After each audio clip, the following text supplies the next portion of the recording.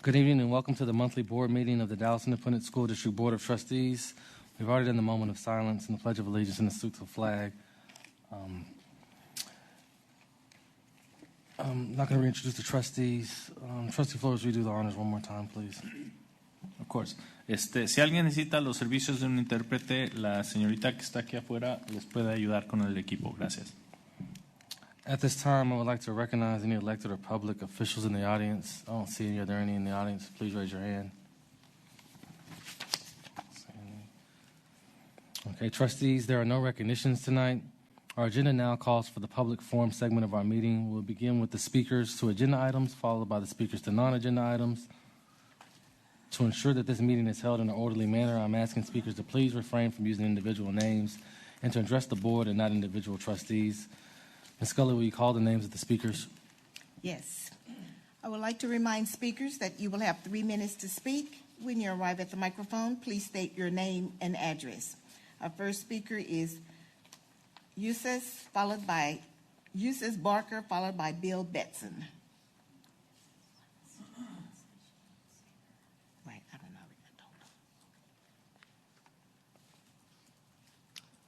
Hello, my name is Yusuf Bakr. You stated that you wanted my address. Can I get some clarification on that? You don't have to state your address. Students don't have to state their address. Okay, thank you. As I said, my name is Yusuf Bakr. I am a student at Booker T. Washington High School for the Performing and Visual Arts, and I speak on behalf of the DISD students who are opposed to the immediate introduction of the new policy regarding class rank. We have shifted from a system that includes a myriad of AP and dual credit classes as factors in rank to one that only takes into account a narrow range of 4 science, 4 math, 4 English, and 3 social studies classes. Many of us students recognized in the first few months of our high school careers that we could capitalize on the old system by working hard. We could take classes such as psychology, sociology, and AP art history to boost our rank. We foresaw that our meticulous selection of classes would be beneficial to us in the long run, for instance, in attracting colleges and scholarship opportunities. Given the recent change in the system, those of us who worked hardest to achieve what we have are being punished commensurately. Our conscientious participation in non-required classes has been rendered futile in the wake of this betrayal of one of our country's most highly held values, namely hard work. What we get out of the thousands of hours we have collectively put into our education has been precipitously reduced, additionally giving way to discouragement. For these reasons, we petitioned that the new ranking system be moved to begin with a graduating class of 2024, that is, next fall's freshman class. Now, we understand the reasons behind the implementation of the new system, the leveling of the playing field and the elimination of unfair advantages across different cohorts of students are noble strides toward fairness, which is why we are not petitioning for the outright dissolution of the system at large. However, shoving this policy into the faces of those who have for years been diligently working under a different one is an ironic reversal of fairness, as those who have climbed to the top through sleepless nights, literal tears, financial costs, and other burdens are being cast down from their hard-earned places, their efforts made even laughable, as those who have not applied themselves as much may rise to the top. If our goal is a level playing field, if our goal is to foster a healthy competition, if our goal is success for those who have contributed most to achieve, then starting the new policy with this year's juniors, sophomores, or even freshmen is not the way to go about it.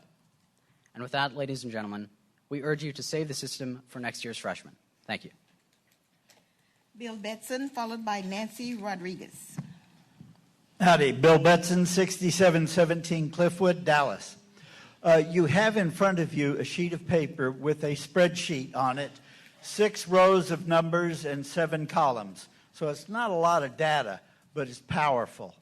We're going to talk about the teachers' average salary by school since 2015-16 through 17-18, the first 3 years of TEI. Now, there's a lot of stuff on this sheet. I'm not going to go over all of it, but I want to talk about the first study I did with this data, taking the 19 wealthiest schools in Dallas and comparing them with the 210 plus that have poverty levels over 70%. The difference between those two groupings back in 2015-16 was only an average salary of $423 that was higher in the rich schools. We've known that's a pattern in Dallas. But now, 3 years later, that difference exploded ninefold to 3,953.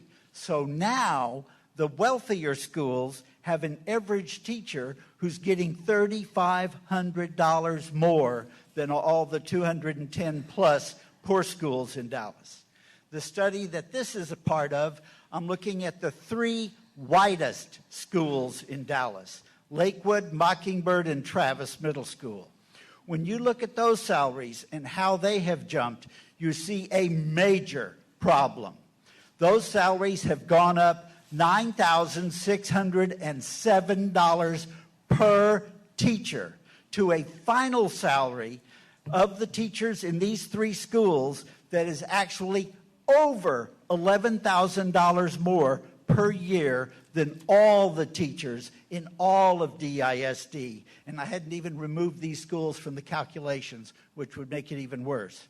So you can see what was happening. TEI is taking money away from high poverty and putting them in the rich schools.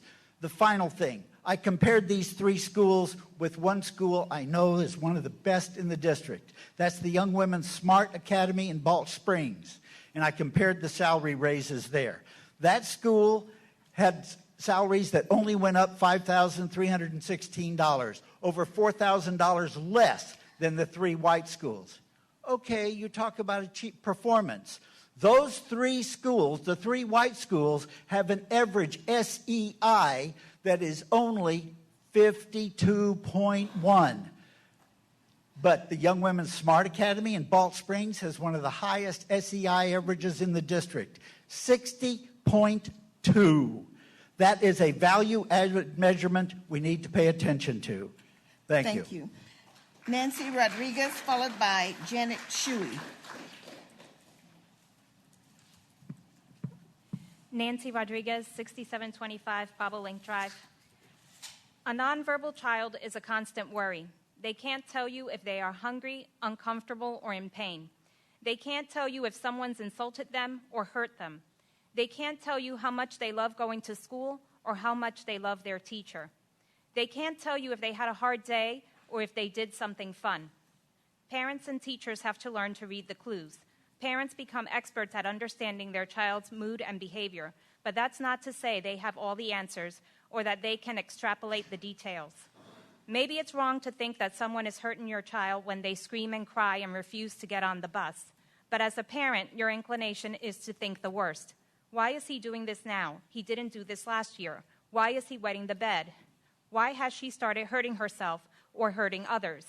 The questions are inexhaustible. They are endless and weigh heavy on the heart of a parent whose life is taken over by the fear of what will happen to my child when I'm gone.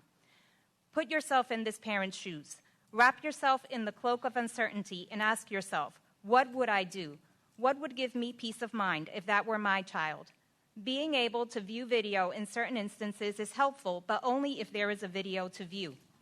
Take the extra step for these children whose welfare and education are entrusted to you and place a camera in every contained class. Invest in the safety of your students the way you do with metal detectors, and know that a safe environment is an environment where learning can thrive. Tener un hijo que no habla es una preocupación constante. No te pueden decir si tienen hambre, si están incómodos o tienen dolor. No te pueden decir cómo le encanta la escuela ni tanto que quieren su maestra. Los padres se hacen expertos en el comportamiento y humor de sus hijos, pero todavía faltan muchos detalles. Quizás es mal pensar que alguien está golpeando a su hijo cuando grita y llora y no se quiere subir al bus, pero como padre uno piensa lo peor. ¿Por qué está haciendo esto? ¿Qué pasó que no se quiere ir a la escuela? ¿Por qué ahora moja la cama?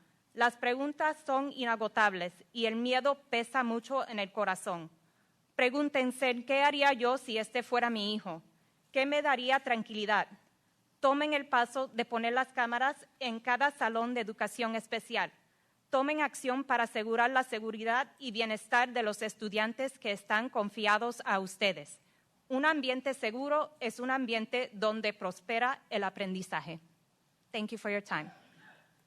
Janet Shuey.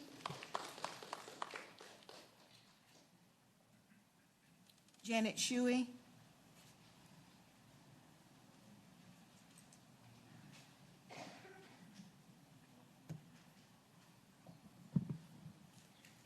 Good evening. I am Janet Shuey, a student at the Law Magnet High School in Dallas ISD. I've organized the students who will speak to you tonight on sustainability and climate change. Essentially, we are asking the Dallas ISD Board of Trustees to convert the wonderful words on your energy and sustainability webpage into reality in the schools.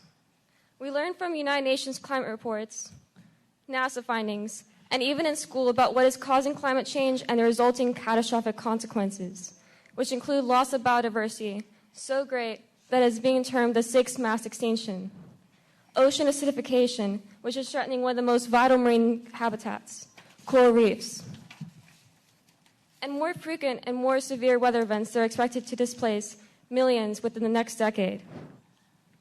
All of these and more will adversely affect every aspect of our lives in the future. Yet when we look around the school, all we see is business as usual. It is as if you don't realize, you don't believe you have any responsibility for the causes of the climate change we all face. No, you're not solely to blame, but you, like every adult alive, have played your part in contributing to climate change and continue to do so by your inaction. You are the leaders of the school district. It is your responsibility to be forward-thinking and planning ahead to help us secure a livable and prosperous future. And yet the policies you have in place today are not causing the school administration to consider how their daily decisions will reduce the district's contribution to the causes of climate change. We are going to ask you tonight to change the status quo. First, by joining with the City of Dallas, now running the Comprehensive Environmental and Climate Action Plan, and write the district's own climate action plan to put the district on a path to a zero carbon footprint. That plan will call for using renewable electric energy for operating buildings, moving steadily to a bus fleet of all electric school buses, purchasing only electric staff and service vehicles, designing all new buildings to the LEED Gold standard or better, and mapping a path to making economic retrofits on all older schools to move them closer to zero energy buildings.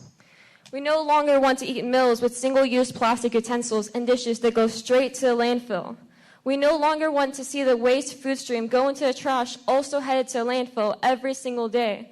We want to recycle in a way that is economically viable and produces a clean, recycled food stream, recycled stream. In short, we want a school that not only imparts a good education like we're getting now, but also teaches us through example and ways and actions that we can take and what we all must do to stop adding carbon dioxide to the atmosphere, causing additional climate warming. Thank you. Please provide the leadership we seek. Thank you. Elizabeth Velasquez is not here tonight. Our next speaker is Richard Herrera, followed by Brendan Hernandez.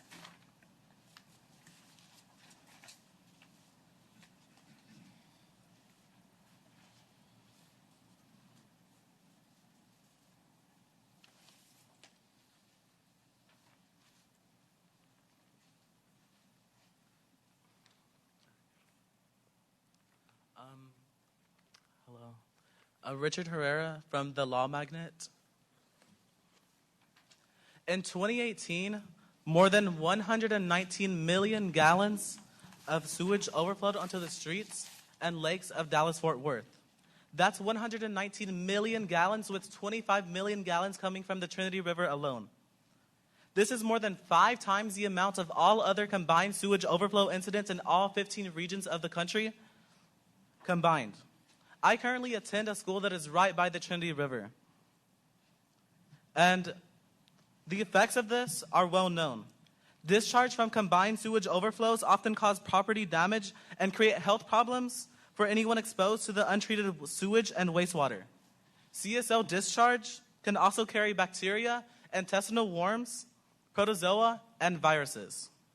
The city of Dallas is a thriving metropolitan region and the 9th largest city in the country. According to Professor Brian Stone, Dallas is heating up faster than any other city in the country other than Phoenix, Arizona, and Louisville, Kentucky. Why? there's more than 35% of our city is created of impervious surface.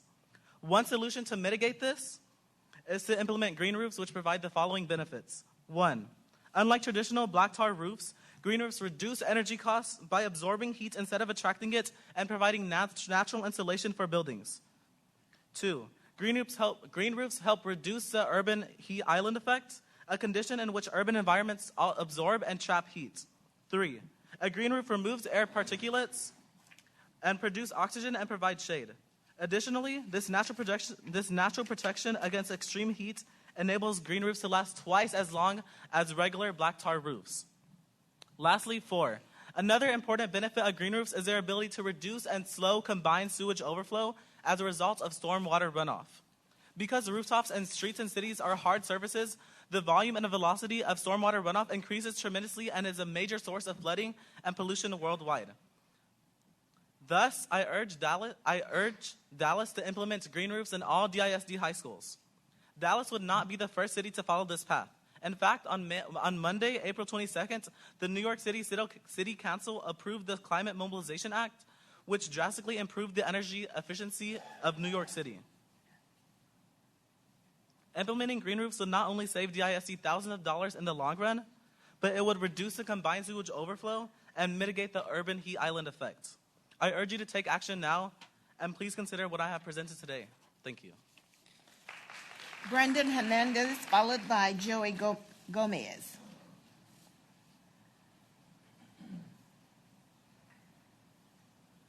I'm Brendan Hernandez, a student at the School of Science and Engineering at Townview Magnet Center in Dallas ISD.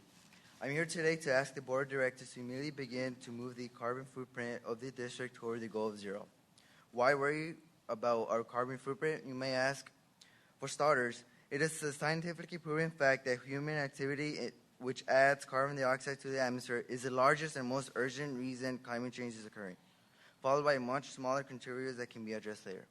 Secondly, weather experts agree that a warming climate will make extreme weather events more frequent and last longer. Think of the 10 tornadoes earlier this month that destroyed our schools. And third, this adverse climate will continue to worsen and persist until we lower the carbon dioxide concentration well below 350 parts per million in the atmosphere. Today, the carbon dioxide concentration is 415 parts per million, and it continues to rise rapidly. The rate of climate change is increasing faster than anyone predicted. Dallas ISD contributes to this problem by doing business as usual and not joining in with the City of Dallas in preparing its own climate action plan to aggressively address the causes of climate change. Your business as usual attitude ignores the fact that the fossil fuel-based energy the ISD uses to run the school system is producing the carbon dioxide that is the source of the accelerating climate destruction that will adversely affect every child being educated for the rest of their lives. Students are beginning to ask, why bother with education if our educators are deliberately ignoring their contribution to destroying the climate and our future? It is past time for you trustees to shoulder your responsibilities for the climate event we are learning about in school.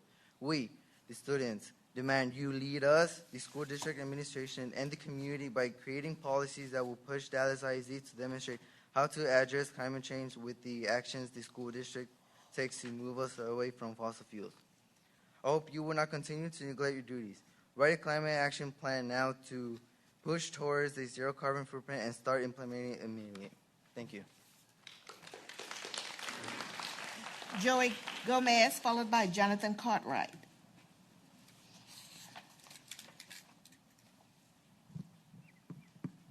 Hello, my name is Joey Gomez, a student at the School of Health Professions at Townview Magnet Center. I am asking the Dallas ISD Board of Trustees to immediately begin to move the school district toward using electricity generated by newly built renewable energy facilities. Today, in Texas, 70% of the grid energy is generated with fossil fuels that adds carbon dioxide to the atmosphere. We know that there is a scientific consensus that the excess carbon dioxide humans are adding to the atmosphere is the predominant reason the climate is warming and causing more frequent and more severe weather events. Your continuing practice of purchasing grid power is doing little to move us towards 100% carbon-free electricity in Texas. For example, This year, the district turned down an opportunity to purchase 50% of its electric power from newly built renewable sources at 3 cents per kilowatt hour in favor of doing what you've always done.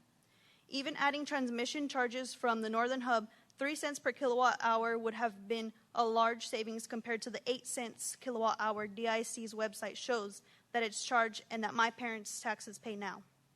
Since you decided against zero capital option offered by the state to purchase solar electricity, students are asking you to install solar panels on all of our schools. Start with the new schools and buildings that you are planning to build. Every flat roof and parking lot could be economically fitted with solar panels.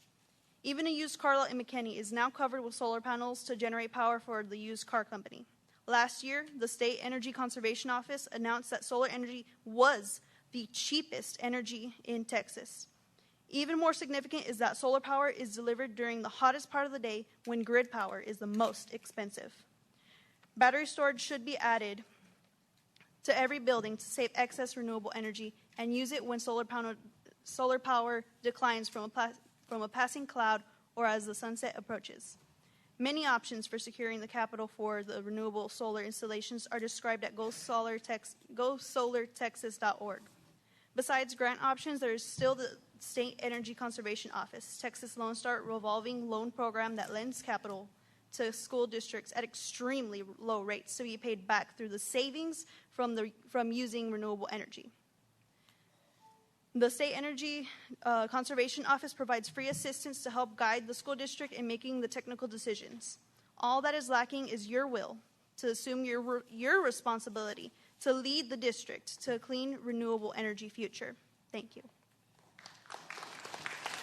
Jonathan Cartwright, followed by Drew Easley.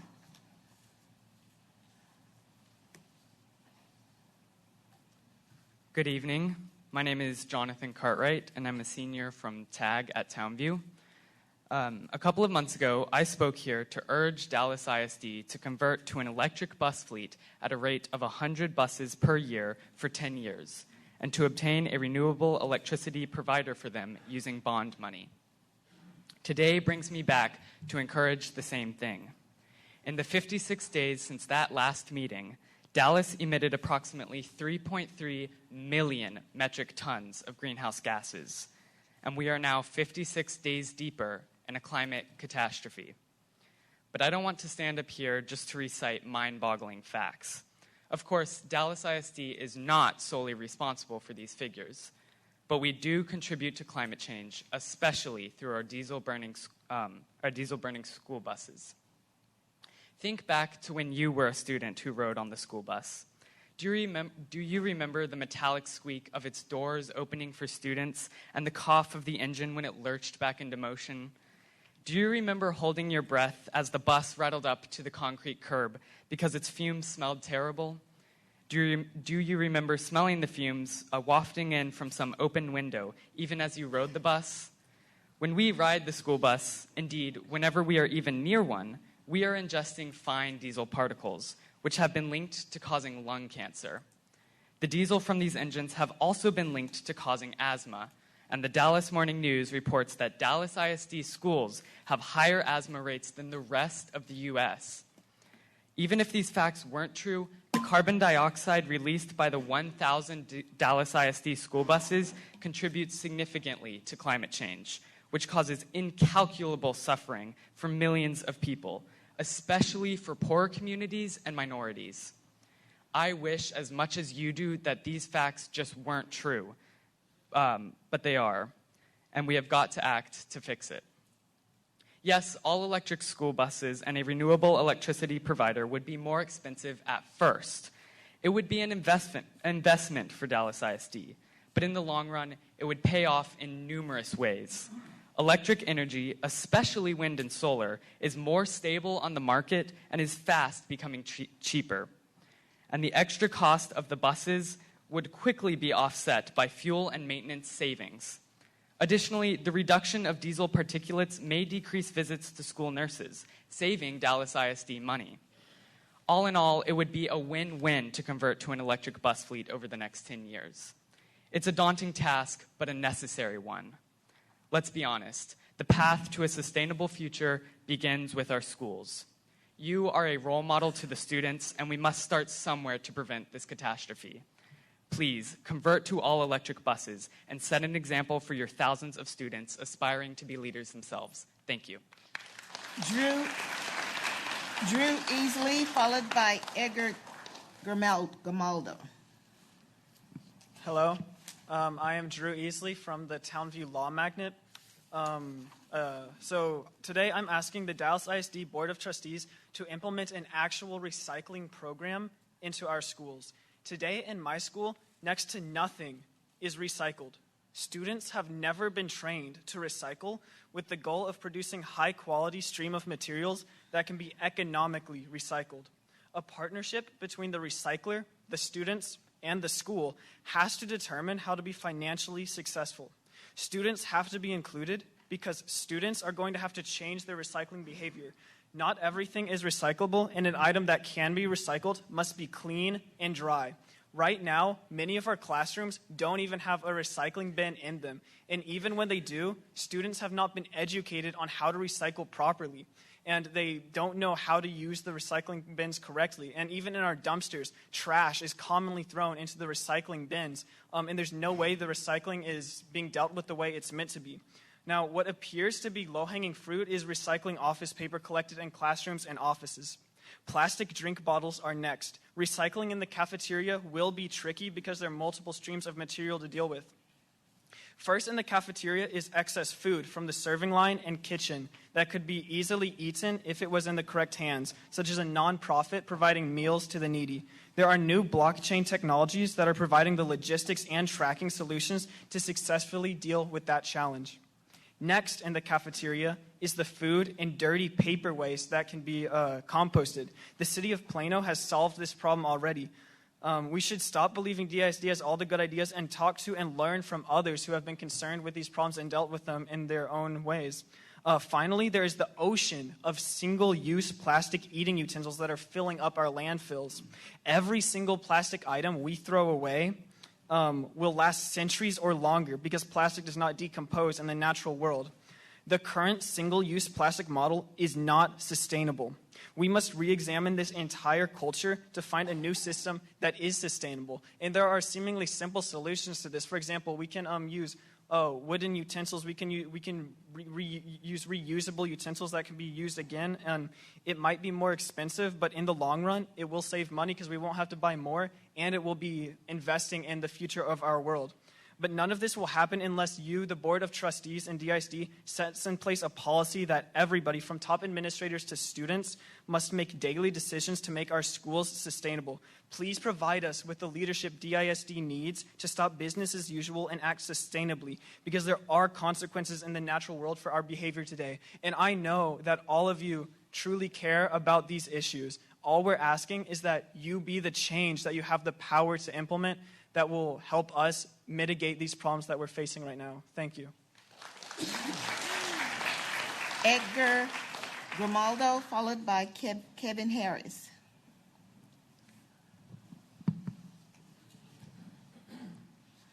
Hello, my name is Edgar Grimaldo, a student at Health and Professions. I am here today to share with you some of the consequences that have flowed from the Dallas ISD administration this year in the absence of any climate action policy from the Board of Trustees. In February, climate action groups met with the operations CEO and alerted him and his staff of the opportunity to apply for some of the Volkswagen's mitigation funds to purchase electric school buses. Multiple offers were made to help the district complete the paperwork to apply for funds with no reply from the district. The programs would have paid 80% of the price of the new buses and charging equipment.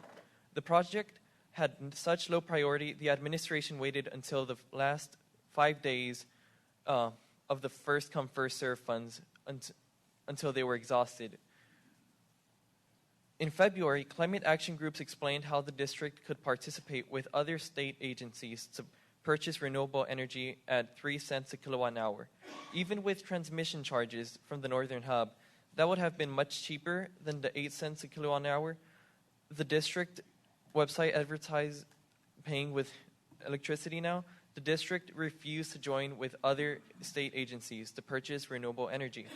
In the spirit of business as usual, the district hired Van Brunt and Associates Incorporated. this long-time energy consultant to secure a contract from Grid Power. In keeping with the standard district practice, that electricity contract is being shielded from public scrutiny.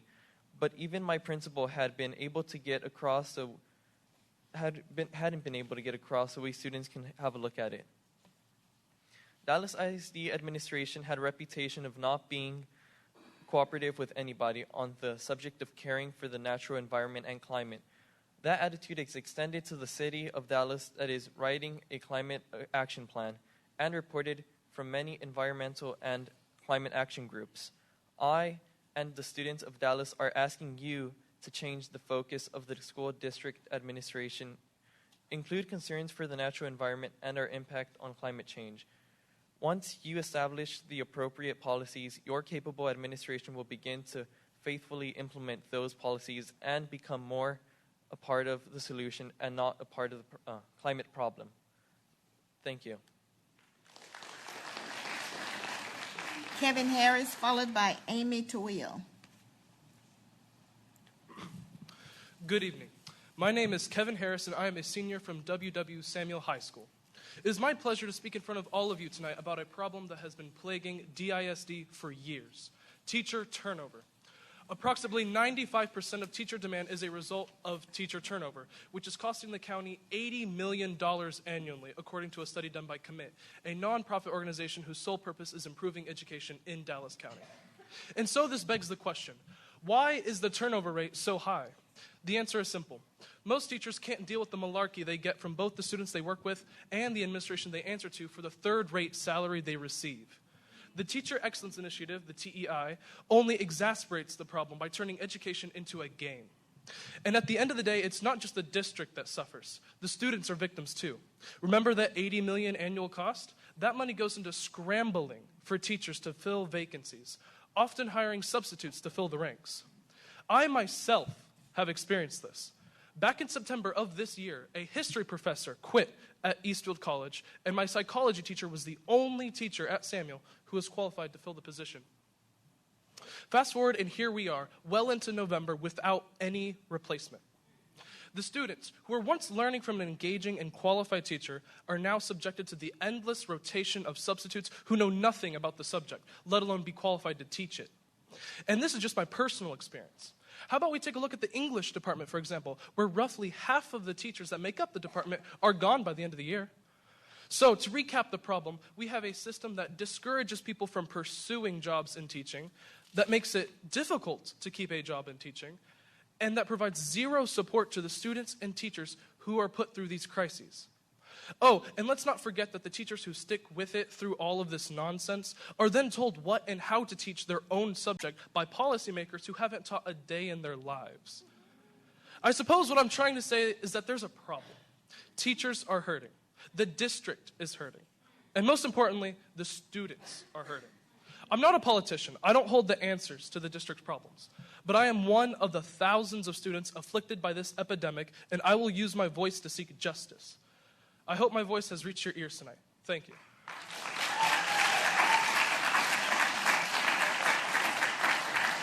Amy Tawil, followed by Fonwen Cipriano. Hi, my name's Amy Tawil. I live at 1330 Rainbow Drive, Dallas, Texas, 75208. I have to applaud all the students here speaking tonight. It warms my heart that they are here, being a part of this process. And although I would like to speak about TEI tonight, like the speakers that you will hear in just a minute, tonight I'm here speaking on behalf of the unintended or the possible intended consequences resulting from the future renovation of Rosemont Upper Campus building. It appears that there's more planned than just updating the building. Seemingly without discussion, the district wants to move third grade from upper campus to lower campus. After asking administration and trustees, no one has been able to give a reasonable explanation for the move. Thankfully, Trustee Mackey was able to find out that the district thinks upper campus should move into the 4th through 8th grade model that is used by other schools in the district. Unfortunately, That won't work for Rosemont. The other schools in the district, using a 4th through 8th grade model, service their students from 4th to 8th grade. At Rosemont, we are a 3rd through 5th grade neighborhood school and a 6th through 8th grade magnet. So all of the 3rd through 5th grade students do not qualify and do not feed into the middle school. So this model does not and will not work for Rosemont Elementary. Thus, moving 3rd grade down to lower campus leaves our early learning campus not complying with the district model. There are no other pre-K-3 schools in this district, so one or the other of the Rosemont campuses is not going to fit into your models. We believe that pre-K-2 early learning environment is important for Rosemont's lower campus. It allows for unfettered learning, free from testing lockdown, restroom schedules, silent lunches, limited parent involvement, hallway monitors, all of which come with STAR testing. To move 3rd grade down to lower campus, we will have to reduce the number of sections at each grade level. Why does this make sense? Rosemont is a high-demand school meeting the superintendent's challenge to reclaim the middle class and to expand tuition-based pre-K.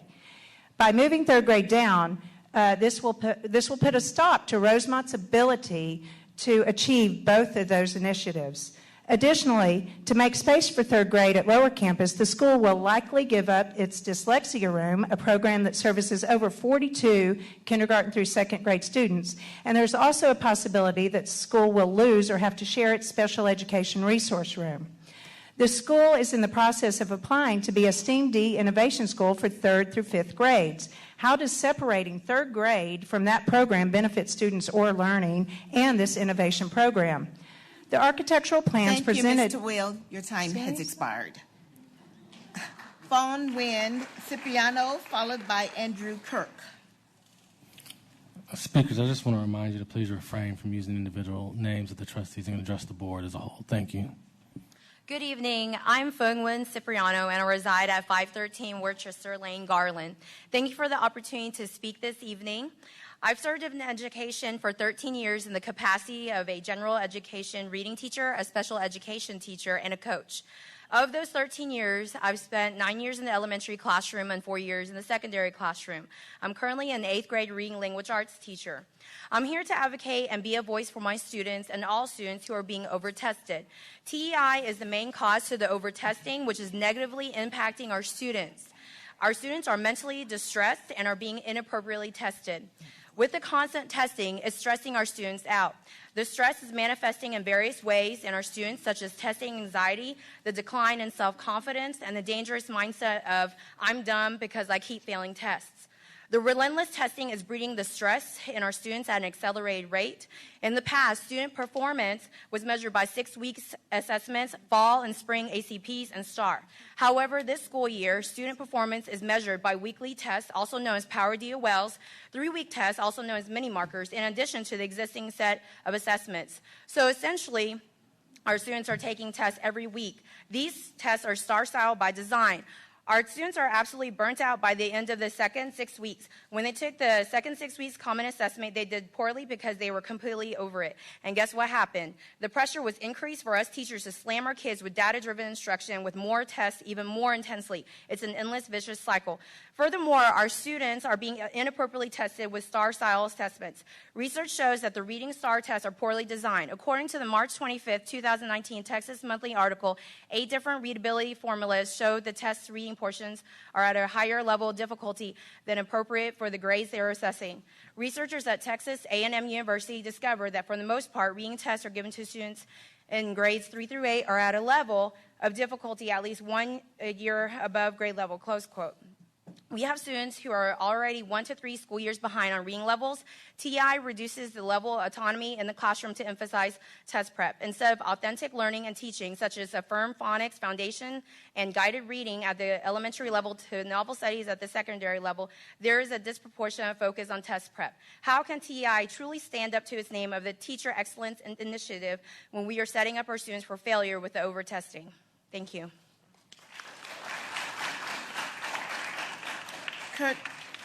Andrew Kirk, followed by Diane Birdwell. Hi, I'm Andrew Kerr. Don Campbell, a scholar of educational measurement and assessment, said the following: the more any quantitative social indicator is used for social decision-making, the more subject it will be to corruption pressures and the more apt it will be to distort and corrupt the social processes it is intended to monitor. While Campbell was writing on the use of achievement tests in 1975, his words remain sadly relevant today. With the publication of Dallas ISD's National Association of Educational Progress, National Assessment, or NAEP results, so soon after the release of our STAR scores, the discrepancy between these metrics couldn't be any more glaring.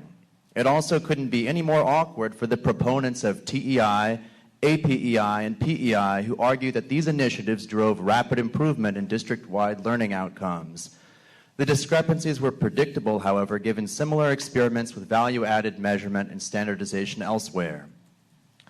In Dallas, the NAEP data revealed that our district's learning outcomes are not just flat, but in fact regressing.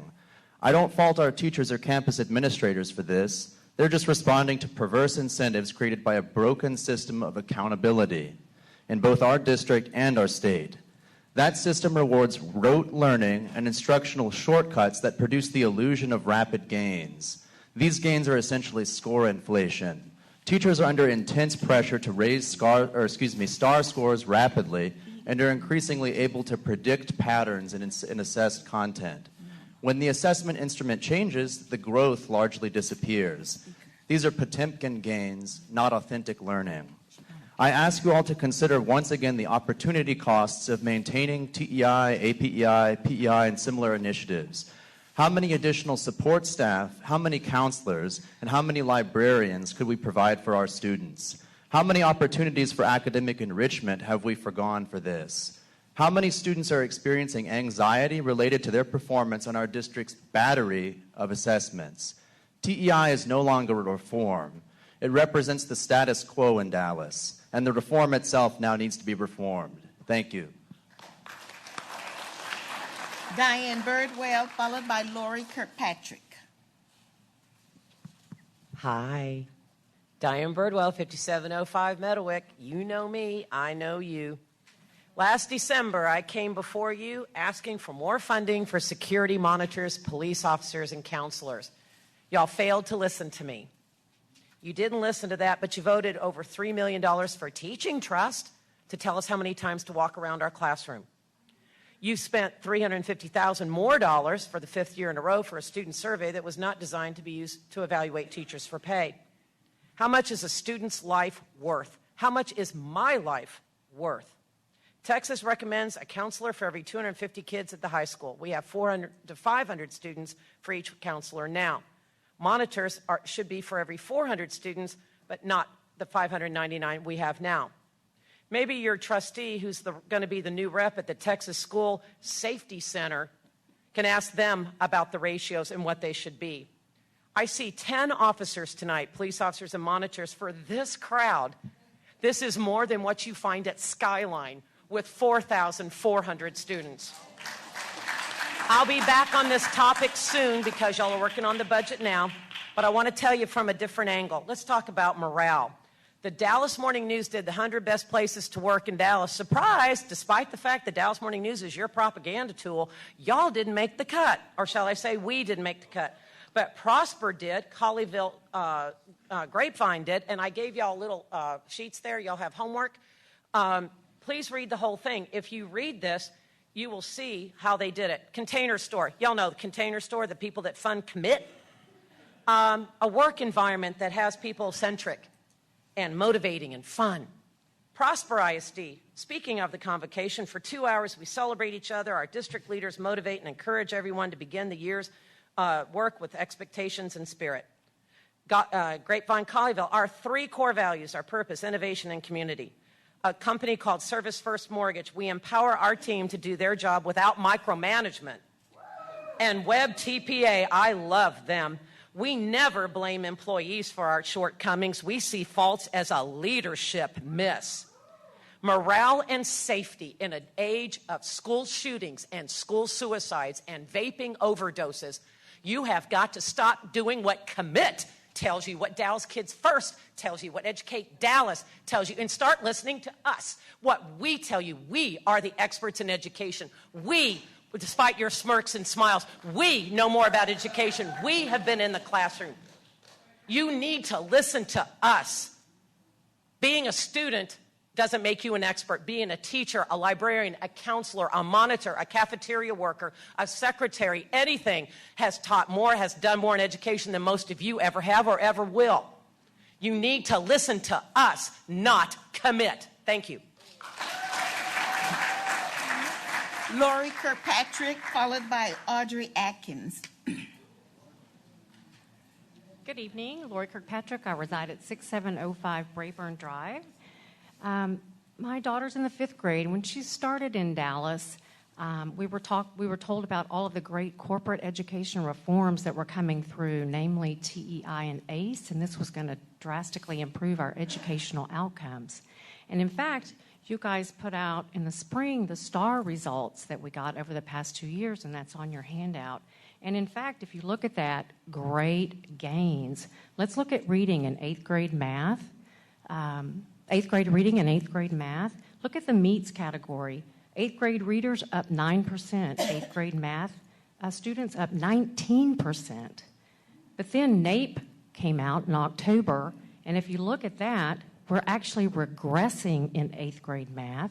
And if you turn it over and look at 8th grade reading, particularly broken out to low-income and minority findings, were also regressing significantly. These two charts were done by the former Austin ISD school board president, who also is flummoxed by all of the hoopla over TEI and ACE.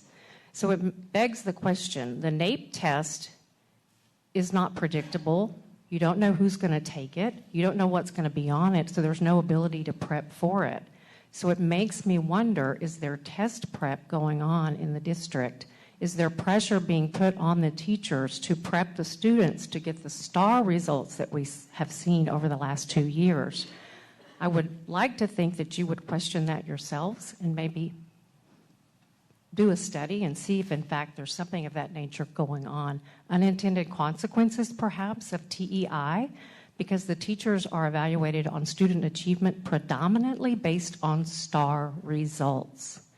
My daughter's in the 5th grade. I think I mentioned that. I'm very concerned about her heading to the 8th grade looking at this. The last thing on this list, we can talk a little bit about the ACE program. ACE Campus is 1.0. There were 7 of them. Their 2019 results are listed here. Blanton, B. Mills, F.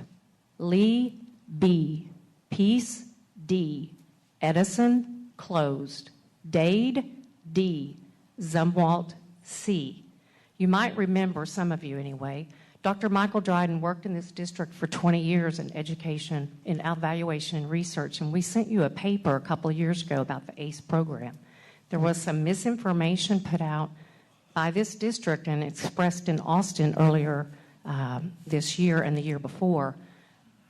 We told you that there were only 2 schools that performed well in the ACE program.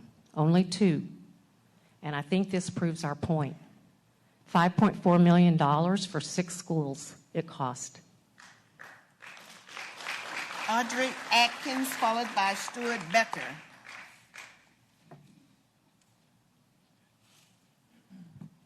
Hello, my name's Audrey Atkins. I'm at 422 South Marlboro, Dallas, 75208. Last year, my son's entire 3rd grade was taken into the auditorium and threatened by their teachers regarding what would happen to them if they didn't do well on the last 6 weeks' common assessment, which serves as a mock STAR test. Based on a plethora of student and parent statements I collected and later verified in a meeting with myself, the principal, and assistant principal by the teachers who were in the auditorium that day, the 3rd graders had begun raising their hands and asking questions like, what if I have soccer games on Saturdays? The teachers replied, well, you'll have to miss those if you do poorly on this test because you'll be in Saturday school. Another child raised his hand, and what if I have a birthday party Saturday? The teacher replied, you'll have to miss that too. The students left the auditorium scared and anxious and told their parents that evening what had transpired in the auditorium that day.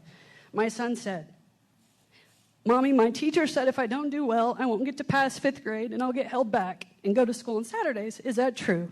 My then 8-year-old son, a bright, talented, and gifted student, was awake until around midnight that night as he lay in bed awake, worrying about the idle threats the teachers had made that day.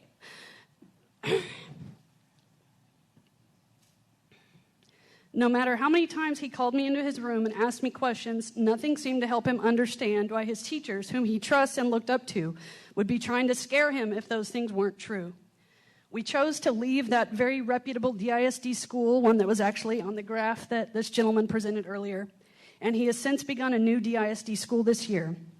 We opted out of STAR assessment last year due to what occurred, and will choose to do so for the duration of its existence. I have since begun the Facebook page for parents in DISD who want to learn how they can opt their children out of STAR. You can find my page on Facebook titled Dallas ISD Parents Opt Out of STAR. We are working diligently on behalf of our children to bring transparency to a system that is putting adult interests and dollars over our children's best interests. I don't blame the teachers who were in the auditorium that day. As a single mom myself, I know the challenges of living paycheck to paycheck and trying to do whatever you need to do to earn whatever bonus or pay raise or keep whatever job you have to improve your family's quality of life at a time when cost of living has far outpaced earnings. The dollars attached to this assessment are funneled down to our superintendent in a potential bonus, which is more than 5 to 6 times the average DISD teacher's salary. Funneled down again to our principals in a sizable amount of their potential earnings, and then again as what comprises merit pay for teachers based on how our children score on a simple assessment. These dollars I cite are the direct root cause of our teachers who are threatening children and the administrations who are there turning a blind eye while this toxic and unethical culture is not only now accepted as a norm, but grows worse each day it's allowed to continue. Thank you, Ms. Atkins. Stuart Becker, followed by Christine DeRocha. Hi, my name is Stuart Becker, and I live on 1702 North Jupiter Road, Garland, Texas. I am a 3-year veteran of teaching high school social studies in Dallas ISD. I am a member of Alliance AFT. I'm here tonight to talk about Teaching Trust. Teaching Trust and their Aspiring Leaders program claim that they want to build an aspirational school culture while supporting high-quality instruction in every classroom. That's what they promised. That's what you said you wanted. That's what you bought. But what is really happening is the rigid structure crushes creativity, demoralizes teachers, and narrows the curriculum, preventing kids from getting a full education. DISD has implemented a program called Look Forward, Look Back PLC, thanks to training from the Teaching Trust. In a traditional PLC meeting, teachers who have the same subject get together to coordinate and collaborate. They share ideas and lesson plans.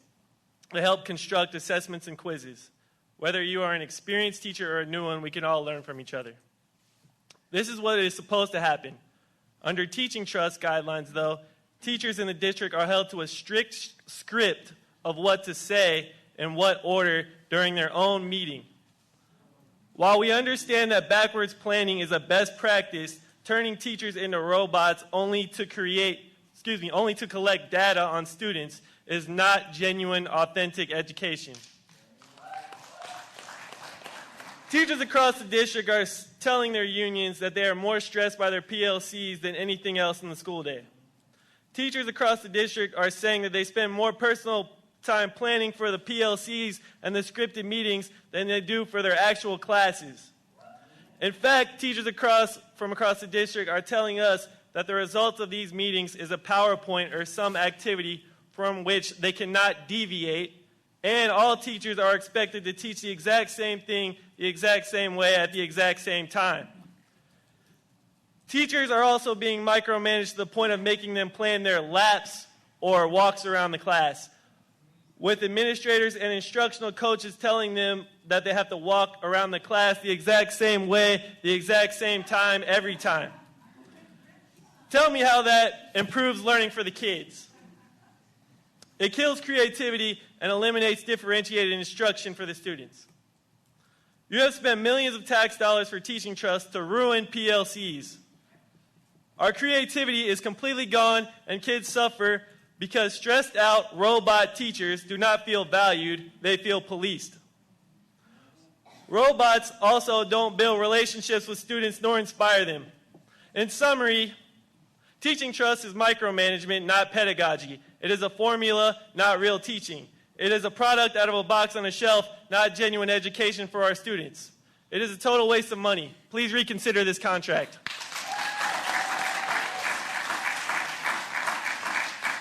Christine DeRocha, followed by Jan Statamore. Good evening.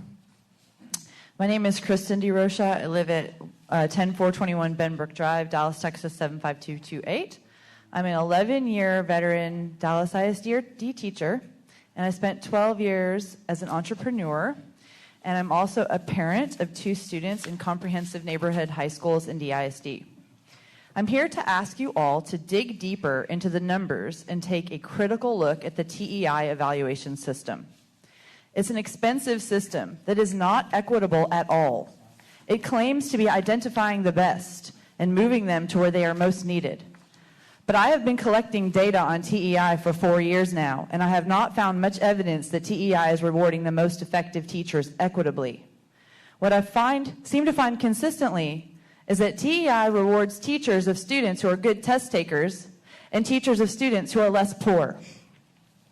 Currently in the system, the top 25% or so of teachers are considered distinguished, and they are heavily concentrated at magnet schools where there's a test score entry requirement and schools where there's less poverty.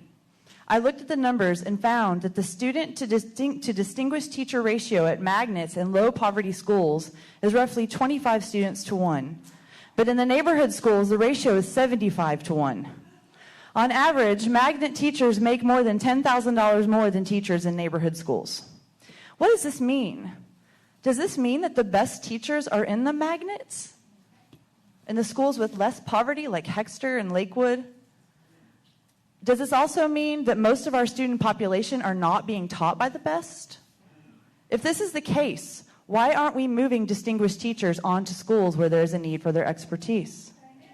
Salary data paints a pretty stagnant 4-year picture, where the salary gains have been consistently in the specialty schools and in the elementary schools with more affluent populations. This is not equity. The truth is, most teachers don't want to move campuses. Teachers who are wonderful with talented and gifted kids should be able to stay put. Those of us who teach in more challenging populations want to stay with our kids in our neighborhoods, and we deserve to be paid fairly too. I'm highly concerned about teacher turnover and low morale in areas where kids need stability the most. In my own personal experience, teacher turnover where my 2 children go to school has been stunningly sad. I ask you today, why aren't you looking critically at this system when the numbers are so obvious? Thank you. Jan Statamore, followed by Robert Lamont. Jan Statamore, 4702 Veracruz. I've been teaching with Dallas ISD since 1993, 26 years. Back then, our salaries were on a step system. I trusted that my salary would increase as did the cost of living, and I just didn't concern myself with it. And the system provided that I could look ahead and have a rough idea of when I could expect an increase. I'm at a campus now where 16 years ago I was handpicked to help grow our community. As the late Senator Elijah Cummings said, children are the living messengers to a future we will never see. And I knew I was touching that future. I was in my classroom having an impact. Shortly after helping open the school, I started teaching the siblings of former students, meeting with parents with whom I'd already enjoyed a strong relationship. Today I can say that I've taught children whose parents are former students, and I am especially proud to be able to call the spouse of one of my former students a colleague. I am both proud and privileged to have had such an impact on my community. When TEI was initially implemented, I was selected by my principal to participate. I was in the first wave of DTR teachers, high side of Proficient 2, merely 2 points shy of Proficient 3. So close. I decided to really investigate where I could make up those 2 points, do everything I could to increase my score and hit Proficient 3, and then I could really provide a bump in my salary. In my second year, my student survey responses were higher than the previous, but my points awarded were lower. This is the same survey which, by the way, asks 8-year-olds if their teachers really mean it when they ask them how they're doing. I contacted TEI to ask for a rubric for the following year so I could see just how it worked, and I was told that the rubric didn't exist until the numbers came out. Again, 26 years I've been teaching. That isn't how a rubric works at all. By the way, my STAR scores had also increased that year. You are creating a moving target each year to make it more difficult for teachers to qualify for higher ratings and hence higher pay. This system of evaluation is destructive. The numbers mean nothing as they pertain to goals that can be set for the following year. It pits teachers against each other in that while one teacher gets an increase for reaching level X, another teacher at level X does not. We are less collaborative, less creative, less focused on the growth of the whole student. The system shows no evidence of any real concern for our primary stakeholders, our families, our community. The recent National Assessment of Educational Progress results show student learning has plummeted since TEI has been enacted. Student scores on the NAEP continue to decline, while at the same time DISD continues to tout rising STAR scores. How can this be? Ask any teacher and they'll tell you it's because under TEI we are being forced to teach to the test. We are educating our kids to do one specific thing, score high on STAR tests. I want to teach my kids to read, write, and think critically. Sadly, these values do not seem to be shared by DISD. I urge the board to listen to their educators and stop the DISD trend of encouraging our teachers to teach to the test. Thank you for your time and consideration. Robert Lamont, followed by Janice Wilson.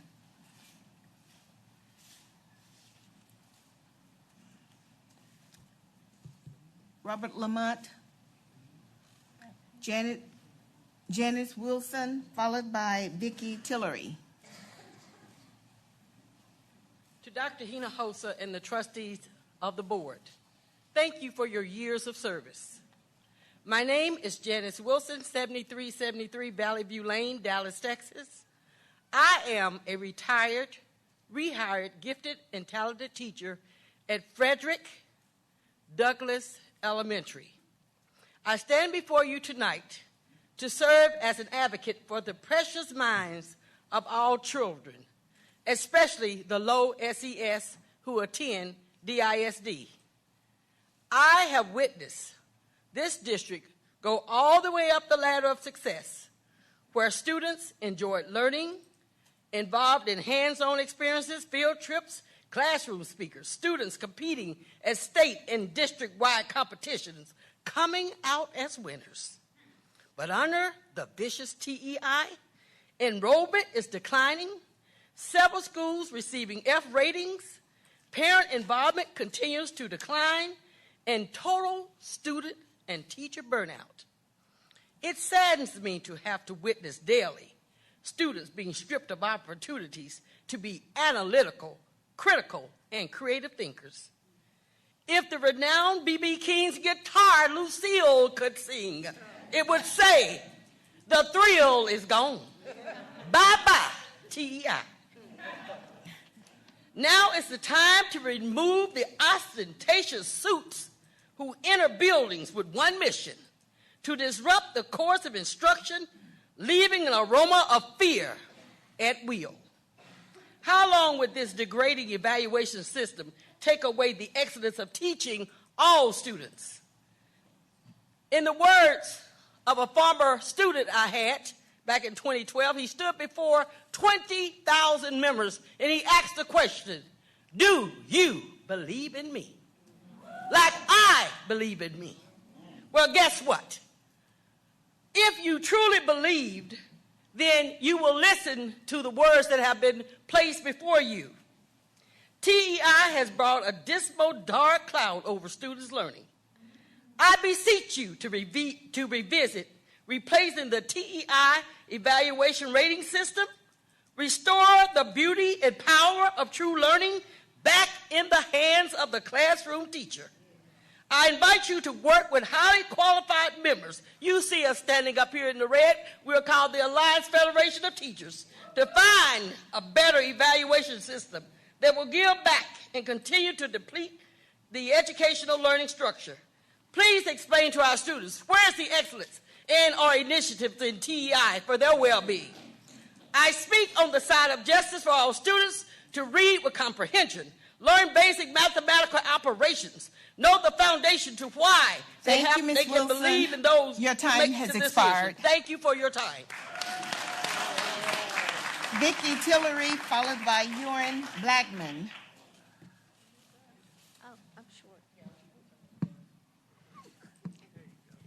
Good evening. My name is Vicki Tillery. I live at 3101 Concord Drive in Mesquite, Texas, but I am a product of Dallas ISD. I did graduate from Dallas Samuel. I would like to address TEI and how it has not contributed to the equality in the district. I am a DTR teacher. I did it by teaching ninth grade biology that is tested in STAR and ACP. And what I had to do was cross every T, dot every J, and dot every I to jump through every hoop so that I could get DTR. I have over 32 years of experience in DISD. I started my life in DISD at Adamson High School. And from there, I went to Samuel and then to Bryan Adams. And I have loved every single minute, every single hour, every single day of teaching in the classroom, and that's why I'm still there. People have asked me, why don't you move on? Become an administrator, become an instructional coach.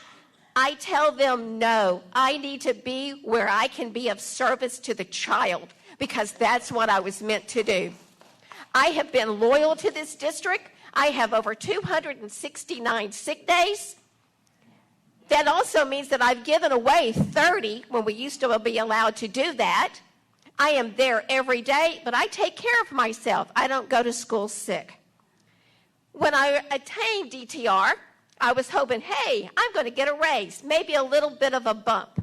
Well, I got a 2% raise because everybody did, because TEI was only going to give me $14 because I was already at the top of my pay scale. So I'm still waiting, and I'm proficient too, but you keep moving the goalpost. You keep moving it further and further and further away. And so for the first time in 32 years, I am seriously looking at moving to another district that is willing to pay me for my expertise, for my knowledge that I have, because I could go to other districts and make $69,000, $72,000, $74,000, and you would sit there and say, well, why don't you go? The reason I'm staying is because Dallas kids, I love them. That's where I need to be. I'm a product of DISD. I lived in DISD in Dallas until I had a home invasion that almost killed me, and then I had to move.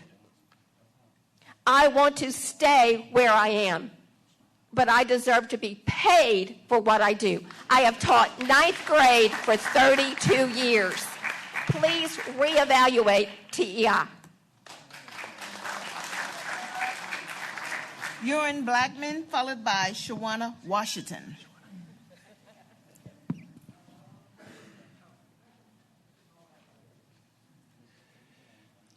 My name is Ewan Blackman. I live at 611 Birch, Richardson, Texas, 75081. The TEI, or as I call it, the Teacher Exodus Initiative. Why are teachers leaving? Ask me. I left 7 days ago. I left with 16 years of experience. Micro mismanagement. Data, data, data. The old adage was there's lies, absolute lies, and statistics.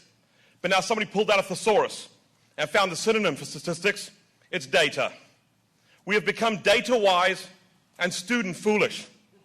Our students are robbed of an enriching learning environment by teachers having to look back, look forward, do CAs, ACPs, DOLs, power DOLs, and finally our students are SOL. If the data in the media is to be believed, the Dallas Morning News and TV, the double-digit gains of the translation into student learning, then I'm here to tell you that it is not happening.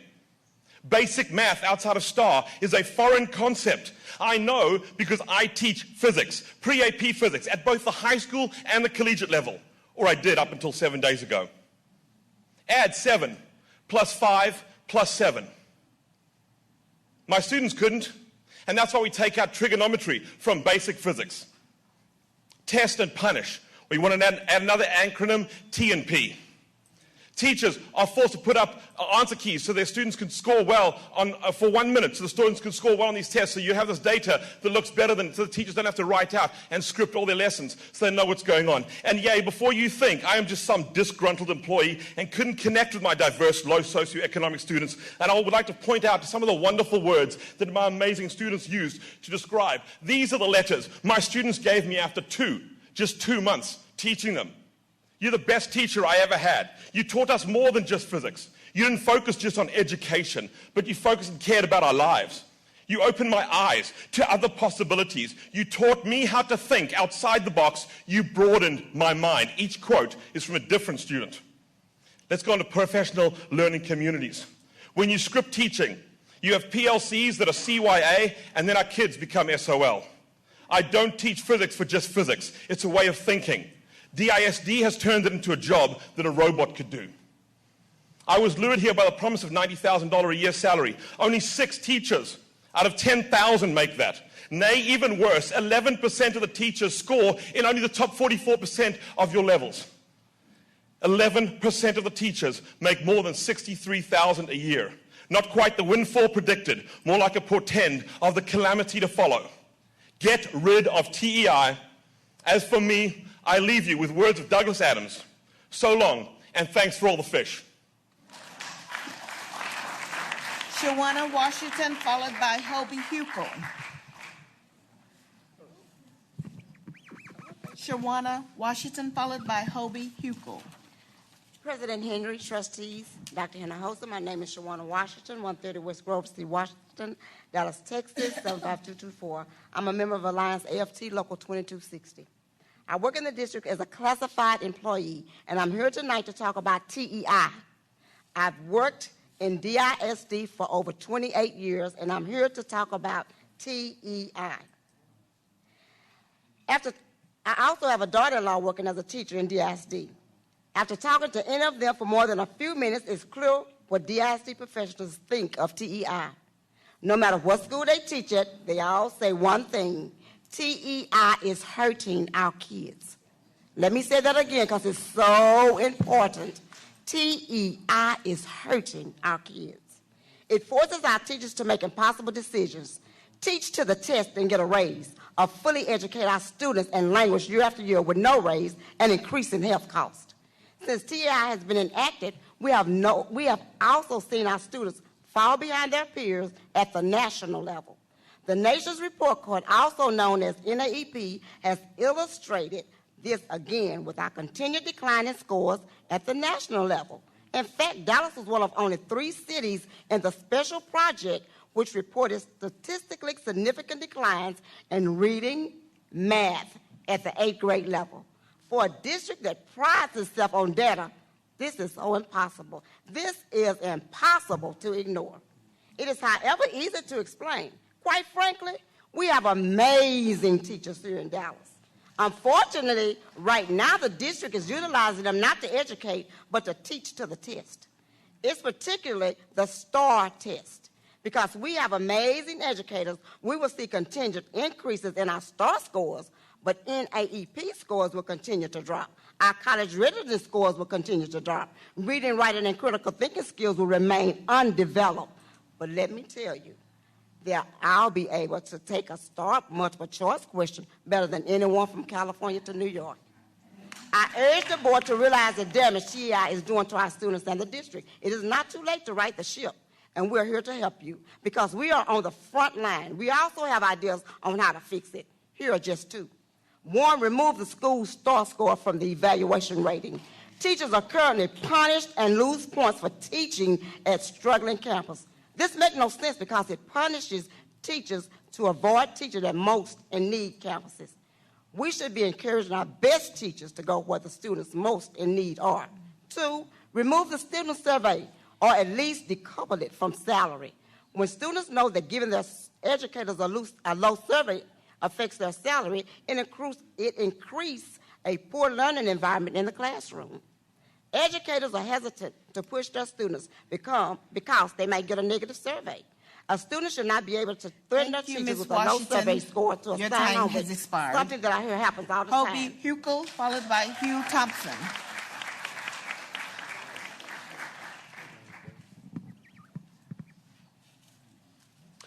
Good evening, Dr. Hinojosa and trustees. My name's Hobie Huckel, and I work as now the librarian at Samuel High School. Tonight, I join with my colleagues to challenge the test and punish regime of the TEI, particularly its dismal impact on our students' literacy. Of course, this is not the first time we've raised these as yet unanswered concerns. As predicted by us, the negative effects of TEI on teaching and learning are reaching absurd levels. Never mind that standardized tests have never been shown to correlate with real outcomes such as numeracy, literacy, writing, and problem solving. Never mind that 70 to 80% of the STAR reflects test-taking ability, with only perhaps 20% actually reflecting content knowledge, making it, by the way, a lousy measure of content knowledge gains. Never mind that the battery of STAR tests, common assessments, and all of the others routinely used for all sorts of high-stakes decisions have never been demonstrated to be reliable. Get that? Never. And have never been shown that they actually measure what you think they measure.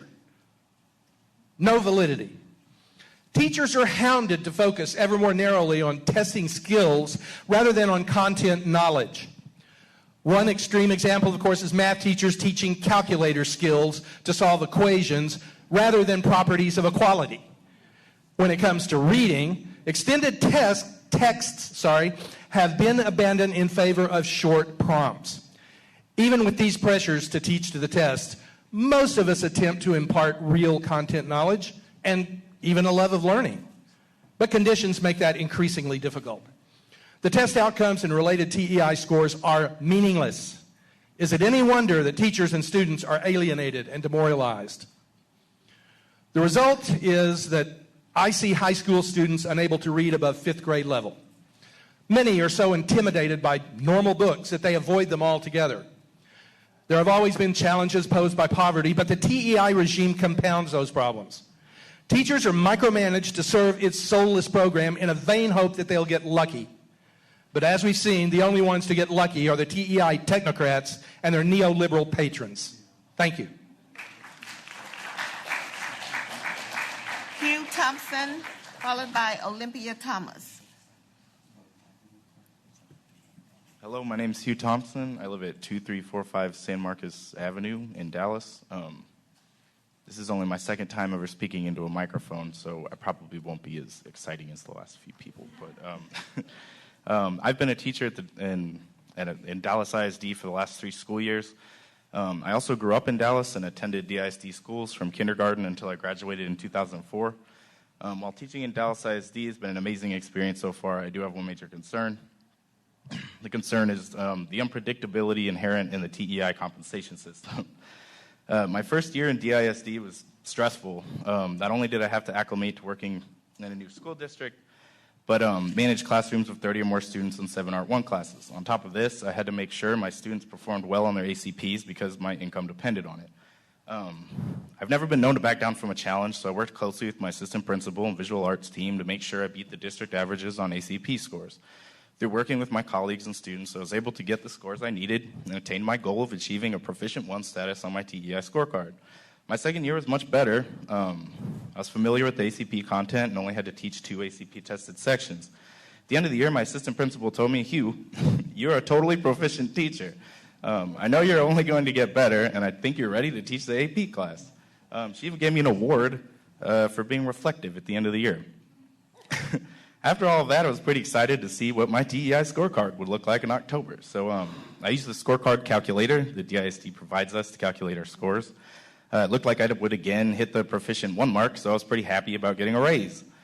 This summer, my wife and I decided to buy a new house. Since there was no way I was not going to be a proficient teacher, I went ahead and worked the raise I was going to get into my budget. And we found a house in the budget. Figured that, with my raise coming, a few $100 more a month wasn't going to kill us. I would, after all, be getting more points on my TEI scorecard. So anyway, I received my scorecard this October while in the middle of class. I opened the email immediately. Sure, I was teaching a lesson, but this is super important. First thing I saw was my score and breathed a sigh of relief. It was the same score I had calculated with the TEI calculator and was 6 points higher than my previous year's scorecard. Then I noticed instead of being proficient 1, I'd been relegated to progressing 2. But I had a higher score. At first I thought this was a mistake, but I quickly remembered all the cartoons from my childhood. I'd seen this trick many times before. There's that carrot right there in front of you, and then you reach for it, and it gets pulled away at the last second. I suddenly felt solidarity with all of those animators over at Hanna-Barbera Productions Incorporated. Yeah, I'm going to run out of time. So anyways, 2 years ago, I signed up to teach all these PD sessions, joined committees, did all these things to get to the DTR status. Now I have no idea what I even need to do because there's an amorphous target, and I'm not sure how, a system designed by somebody like Chuck Jones is going to Thank you, Mr. help Thompson. me. Olympia Thomas, followed by Delna Bryan.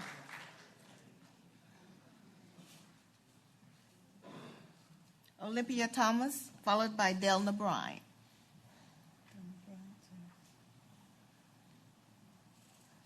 Good evening, Dr. Hinojosa, Board of Directors of Dallas ISD. My voice comes to you a bit differently because I am not yelling at you for anything. This evening, I am commending you.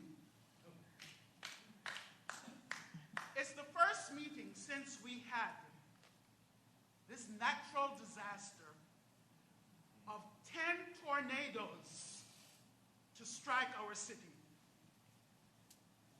11 o'clock at night, I got a call from someone in Rockwall. She heard and recognized 3 of the tornadoes hitting her city. Another night, I got a call at 10:30 at night. This teacher was worried because, I have to do my compliance documents, and they're due, and I have my husband, and I have this. So I told her not to worry, because when I talk about we have spoken to different departments in Dallas ISD, who were gracious enough to extend the period to turn in compliance documents. Every office that we spoke to in Dallas ISD stepped up to the plate with the proper demeanor and dignity, knowing that their teachers were suffering. You came through.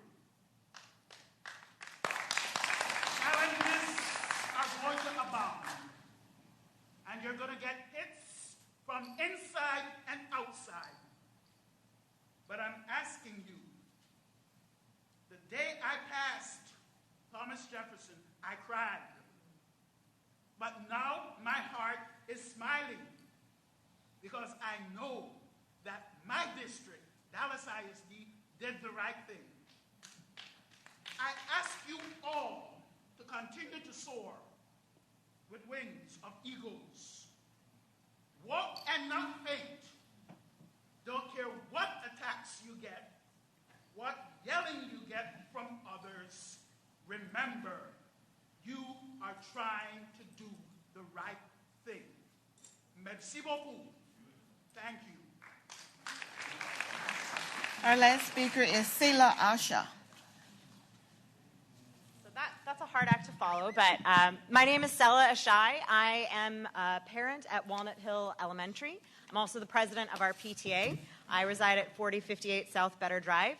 Part of what really motivated me to be here today is to thank you, Dr. Hinojosa, for your decisive and swift action to move our kids to another school, to keep our classes intact, to keep us with the same teachers and keep us together as a family.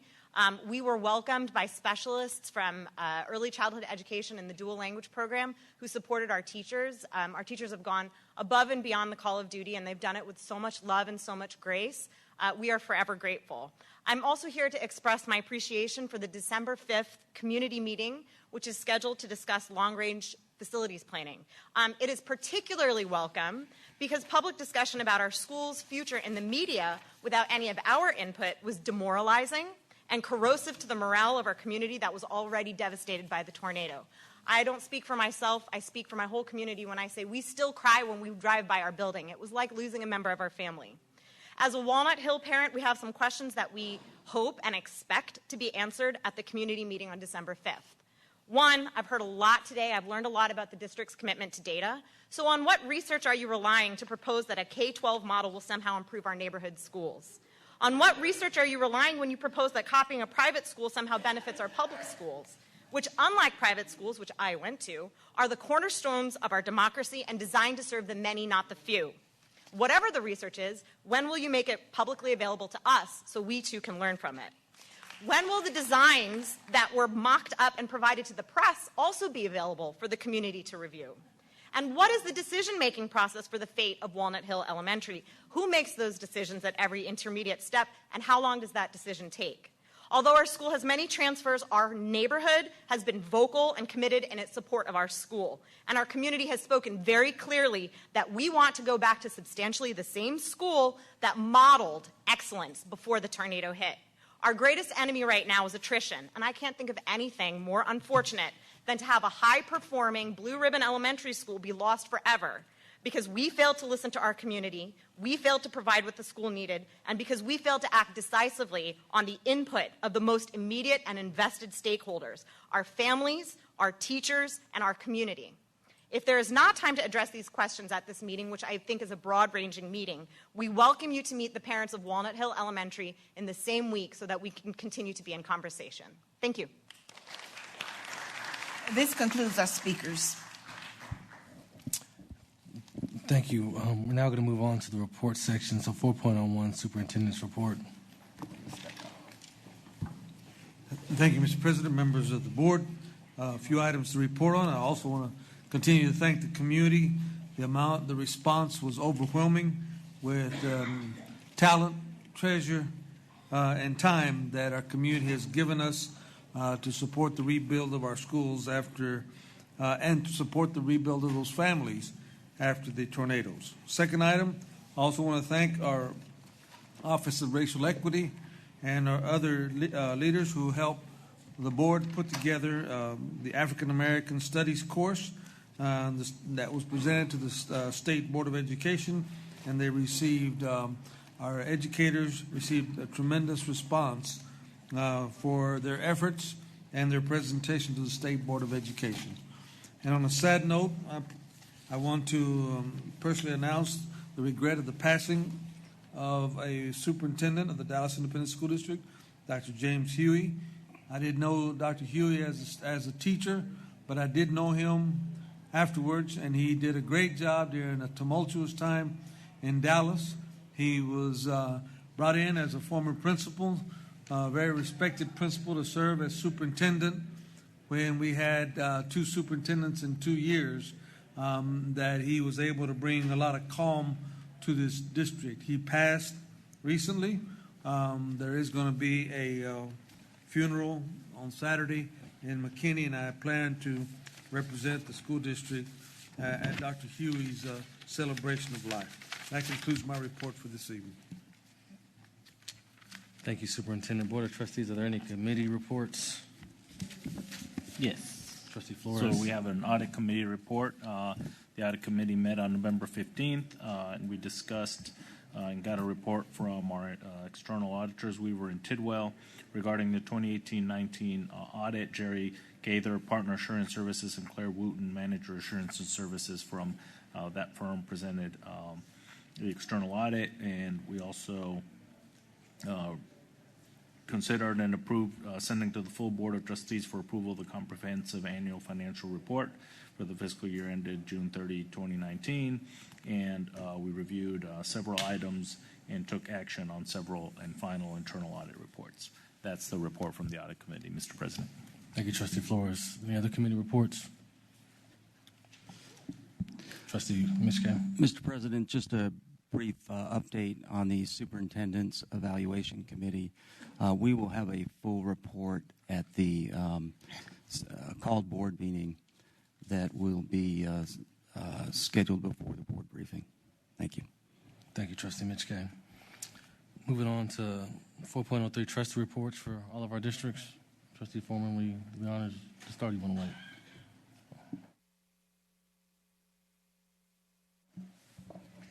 Thank you, Trustee Henry. I want to congratulate the Atwell Archers, who were District 1 champions in the Dallas ISD middle school football matchups, and that's the way to go, Atwell Archers. And a big thanks to Kathleen Joy Gillum Collegiate Academy teachers and staff for hosting several open house events throughout November, with 2 more coming up in December 3rd and December 4th. These events provide prospective students and their families information about the school's unique program, which blends high school and college coursework for a head start on higher education. And I want to leave with the fact that I understand that there was some conversation about the public safety initiative in our collegiate academy at Carter High School. We're really excited about that. And if you know anybody that's interested in it, I'm sure the principal will be glad to speak with you about that. It's a 3-year effort, and I want to make sure that it's at Carter High School. Thank you. Thank you, Trustee Foreman. Trustee Mackey. All right, for District 7, I want to shout out Felix G. Boteo Elementary School for recently hosting educators across the nation to learn from the top practices from their student-centered curriculum and culture as a national leading AVID campus. Also, congratulations to Jose Alcacio, Martin Colmenero, Natalia Alvarado, and Vanessa Martinez for representing Adamson High School at the IBM EdTech Cities Challenge and winning $250,000 to bring their innovative ideas to life. Kudos to Winnetka Elementary for celebrating the building's 80th year anniversary and providing 106 years of exemplary education in Oak Cliff. I got the chance to go out there, and it was packed and such a fun and warm time. And I also want to congratulate the Sunset High School Band and JROTC for placing 2nd and 3rd, respectively, in the Veterans Day Parade, despite inclement weather.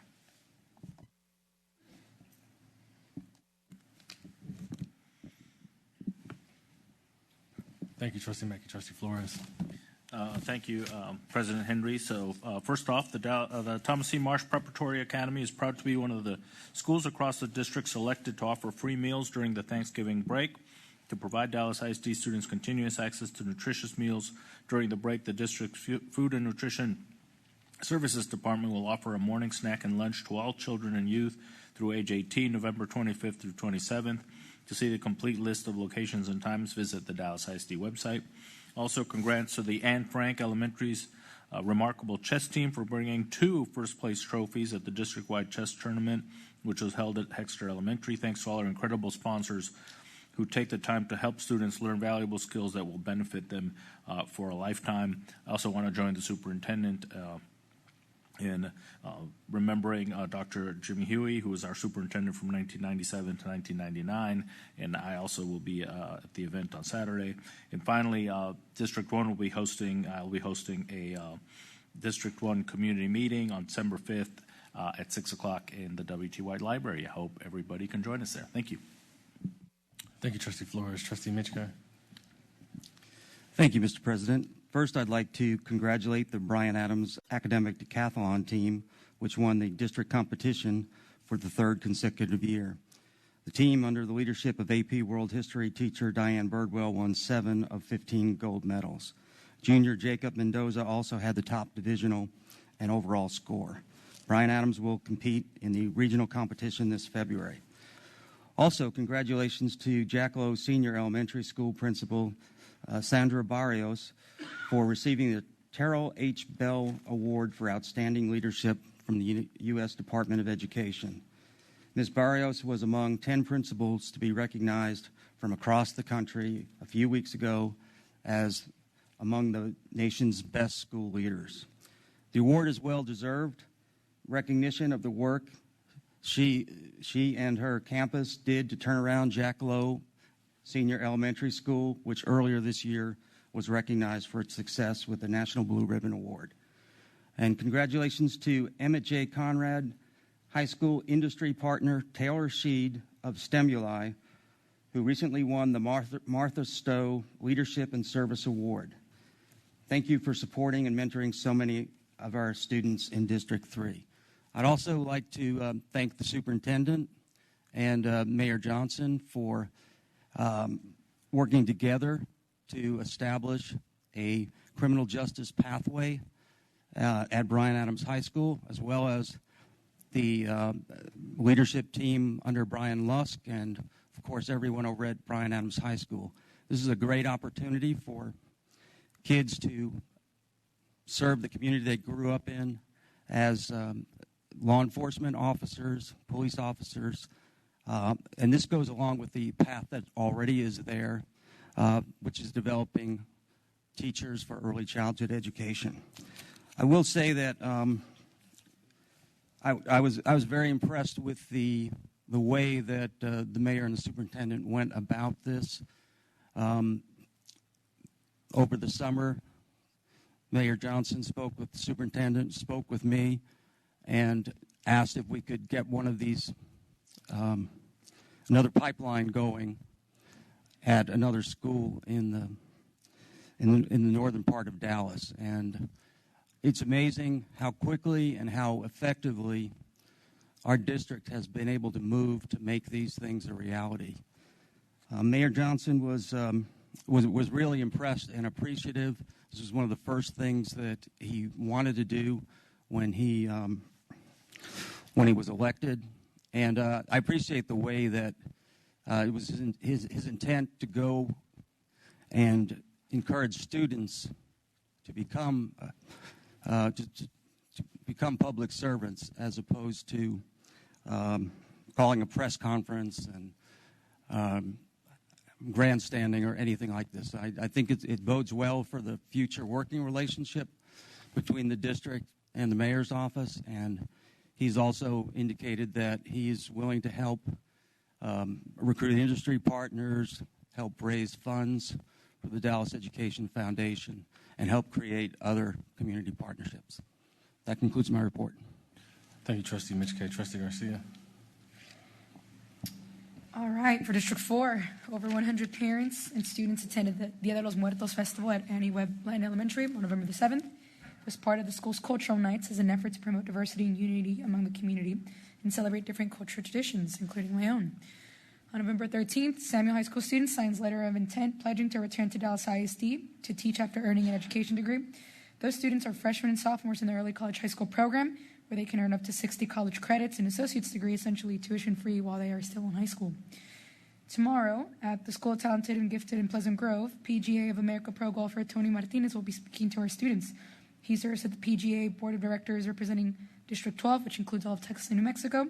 He is the second guest in the School Depth and Complexity Symposium, which is part of the School Speaker Series, and also had the personal pleasure yesterday of attending the John Quincy Adams Student Council induction ceremony, which I am super proud to tell you that there are future trustees coming up in line from John Quincy Adams Elementary.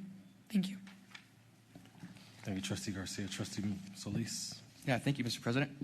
Kudos to recent IDEA grad Jasmine Benton for winning the 2019 Business Venture of the Year at the National Youth Entrepreneurship Challenge, earning her $7,500 and an investor to help grow her business, Precious Designs. I want to publicly congratulate Eric Hale, who is a teacher at Burnett Elementary School, for receiving the 2019 Annual Queen Smith Award, which recognizes the top educator in the country working in an urban school district. This award came from the Council of the Great City Schools and McGraw-Hill Education to honor his significant contributions to urban education and the children he serves. I also want to say thank you to someone who's in the crowd right now for his continued leadership, but specifically his leadership in my absence while I was overseas during the recent tornado and recovery. So Joe Carrion, who has been a very good friend for many years, stepped up for me because I couldn't be here as things were happening, and the neighborhood was extremely appreciative, specifically the areas around Burnett and the area that you live in the Bachman Lake area. So thank you, Joe. And lastly, I want to say a huge congratulations to someone who absolutely deserves this award and has done a phenomenal job over the many, many years that he has served as a Dallas ISD trustee. He's taught me quite a bit. He deserves this, and He's going to do a phenomenal job, and that is Trustee Edwin Flores, who has been named to the Texas School Safety Center board by Governor Abbott. Edwin, you're going to do a phenomenal job. We thank you for what you do, and you set the standard for what it means to be a great trustee. So thank you, and good luck. Thank you, Trustee Solis. Trustee Johnson. Thank you, President. Kudos to the 4 Townview students who were named finalists in a mystery writing competition at BoucherCon World Mystery Convention. These students will see their work published in the company's teen anthology.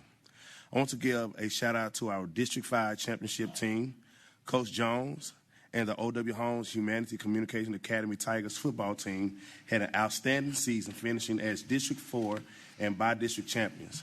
Also, congratulations to the South Oak Cliff Golden Bears football team for advancing to the UIL area playoffs. They'll be facing Frisco this Friday at the Star. Also, kudos to Trustee Henry, who is also wearing a South jersey because South Oak Cliff beat them at the Skylight. He would like to show that off tonight. You want to show that off tonight?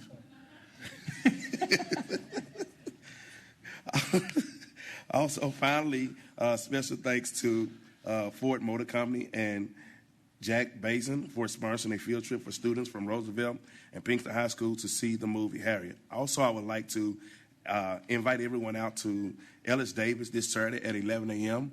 I wanted to do something special for kids in low-income area as well as the parents and students that was affected by the tornado. We will be giving a Thanksgiving meal to our families. And as well as sending them with Thanksgiving meal turkeys after they eat. So if you're not doing anything, please come out and support our community this Saturday at 11 a.m. at Ellis Davis Fieldhouse. Thank you. Thank you, Trustee Johnson. Trustee Marshall. Thank you, Mr. President, and I look forward to seeing how you're going to get back at Trustee Johnson for that jersey. Lots going on in District 2. Congrats first to the JL Long girls and boys cross-country teams that wrapped up their seasons with city championships, and also to the JL Long Lady Bucks that became the 2019 Dallas Volleyball City champions as well, and had an undefeated season. So congrats, ladies.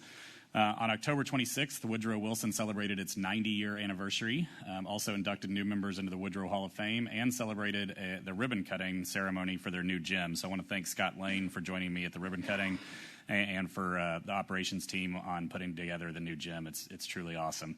On October 30th, 2 District 2 teachers were awarded Teacher of the Year. Ben Milam's very own Amanda Huffman and Michael Jones from J.L. Long Middle School were both awarded.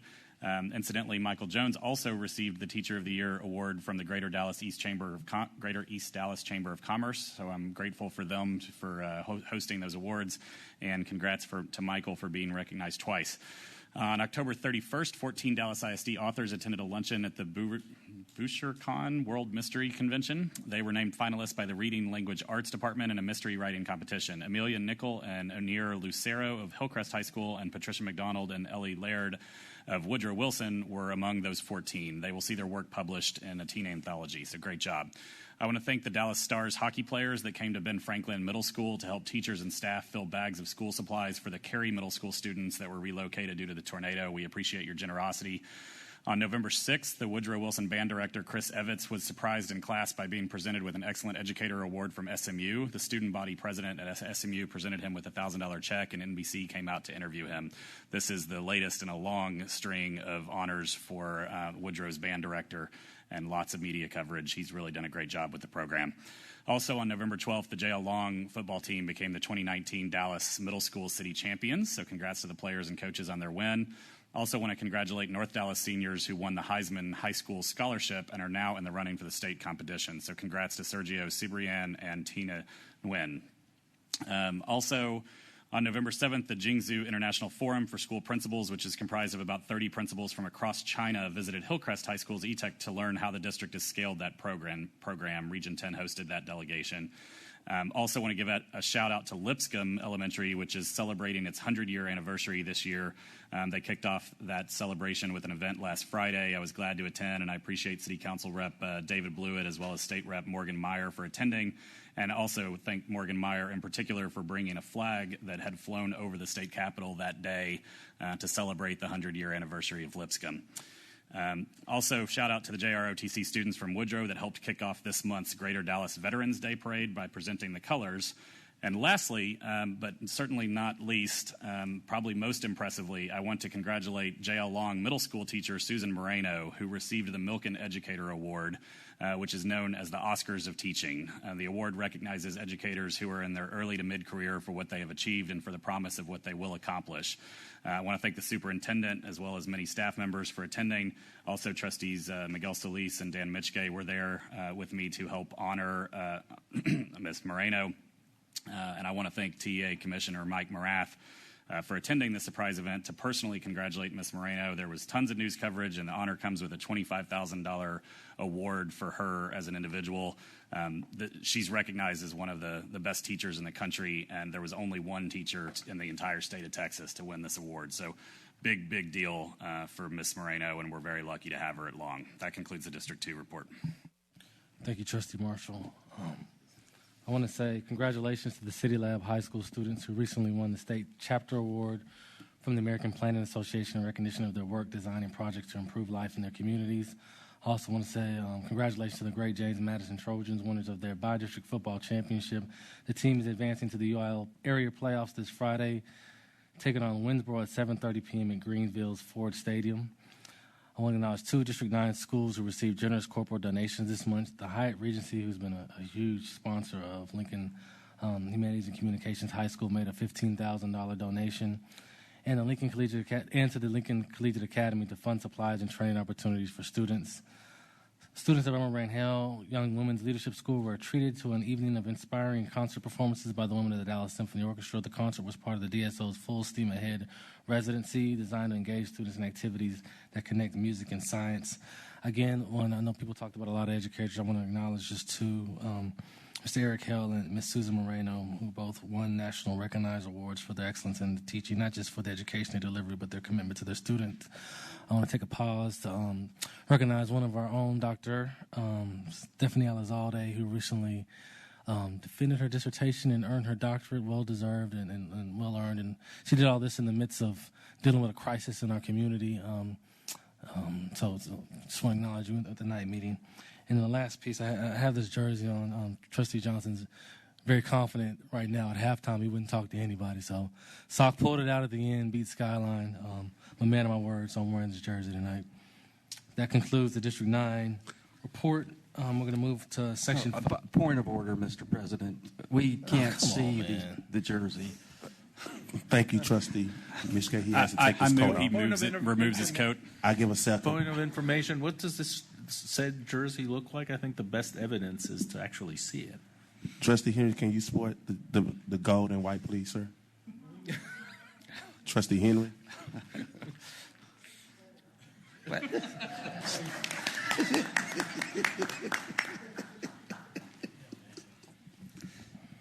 Gonna remember that. Section 5, consider and take possible action to approve the minutes submitted for approval. Trustees, the following minutes have been submitted for approval. Board of Trustees and Superintendent's Governance Training Workshop, October 10, 2019. Board of Trustees and Superintendent's Governance Training Workshop, October 14, 2019. Superintendent's Evaluation Ad Hoc Committee Meeting, October 14, 2019. Board of Trustees and Superintendent Workshop, October 17, 2019. Board Meeting, October 17, 2019. Call Board Meeting, October 29th, 2019. Board of Trustees and Superintendent's Governance Training Workshop, October 29, 2019. And the Superintendent's Evaluation Ad Hoc Committee Meeting, November 5th, 2019. Do I have a motion? Move to approve. Second. It has been moved and seconded that we adopt the minutes submitted for approval. Trustees, are there any corrections? There's no corrections. Trustees, will you please cast your votes?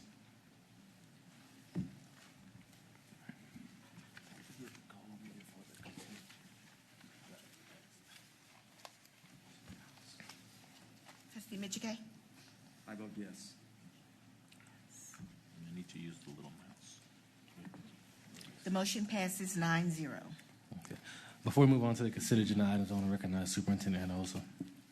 Thank you, President Henry. The administration desires to pull from the agenda item 6.46, consider and take possible action to award and enter a contract with Big Sky and TNJJV to renovate Chapel Hill Preparatory. So at this time, the administration requests this be pulled completely from the agenda. Thank you, Superintendent Hinojosa. Now we're going to move on to consent agenda items. Consider and take possible action to approve consent agenda items 6.01 through 6.55 as amended, acknowledging that 6.46 was pulled by the administration.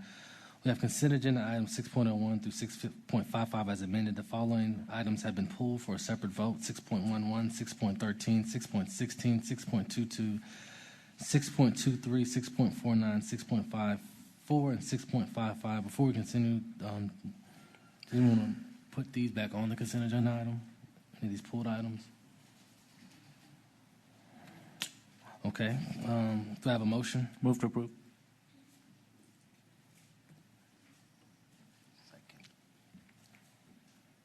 Second. It has been moved and seconded to approve consent agenda items 6.01 through 6.55 as amended. There is no debate on consent agenda items. Trustees, please cast your votes.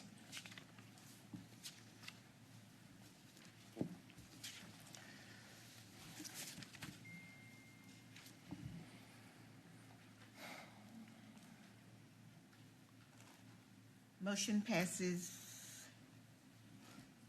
8 voting, 1. Dustin Marsh, you abstained? Okay. 8 voting yes and 1 abstaining.